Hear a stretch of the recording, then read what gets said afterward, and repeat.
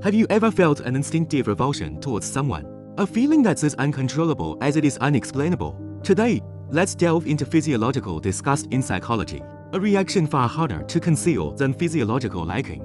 We often hear about physiological liking, but physiological disgust is its stealthier, more overpowering counterpart. It's an instinct impossible to hide or suppress. The moment that person appears, you feel ignited, losing control without any apparent reason.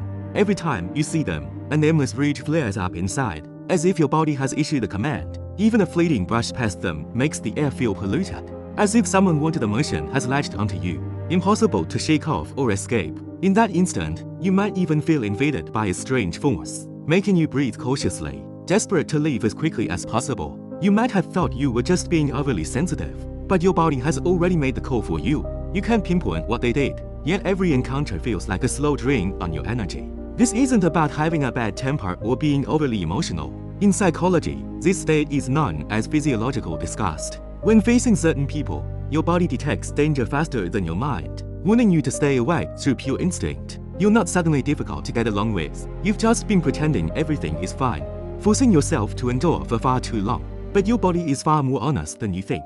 The moment you get close, you tense up, as if an invisible warning line has been drawn. Just a word from them clogs your chest. Their tone might be mild, but it triggers an uncontrollable restlessness. Even a brief eye contact can feel like a bucket of cold water being poured over you, leaving you breathless and flustered. All you want is to flee the scene immediately. Why does this happen? Psychology has the answer. It's not emotional instability or irrationality.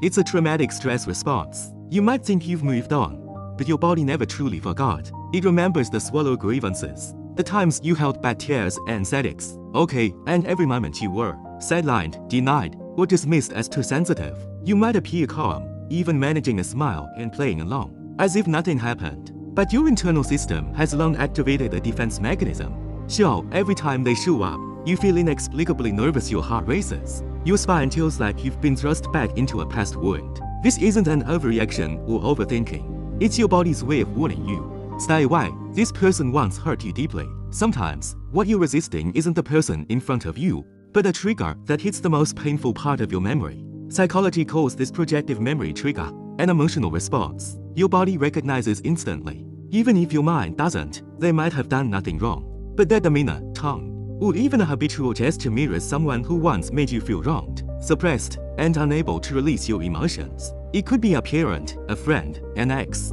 or even the childhood version of yourself that was always told to be well-behaved. You're not hating them.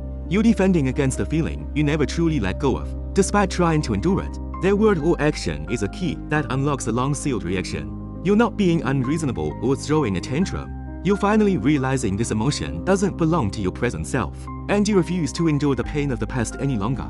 You might think you hate them, but they just mirror the part of yourself you've tried so hard to hide. The version of you that loses control emotionally, feels wronged at the drop of a hat, compromises repeatedly to avoid being disliked, puts on a brave face, suppresses grievances, and forces yourself to be magnanimous. In psychology, there's a mechanism called the self-loathing response. When someone else traits align with the parts of yourself you've denied and hidden, you instinctively resist them. You're actually rejecting the version of yourself you haven't forgiven yet. Gradually, you come to understand this isn't emotional instability. It's a sign you've gone too long without being treated tenderly. You're not difficult to get along with. You just refuse to yourself to please others anymore. Your emotions are valid, and your instincts need no explanation. If every interaction leaves you drained and uncomfortable, you have the right to walk away. No need to argue, no need to justify, and certainly no need to yourself to understand others. Those feelings of revulsion are real, and the unspoken aversion is too. They're not proof of weakness. They're your body telling you, enough is enough. You finally learned not to hide your discomfort, not to dim your true self just to fit in. You can turn away quietly and firmly, without explaining to anyone. Just be honest with yourself. This time, you're not running away. You're protecting the version of yourself that's finally brave enough to stand up.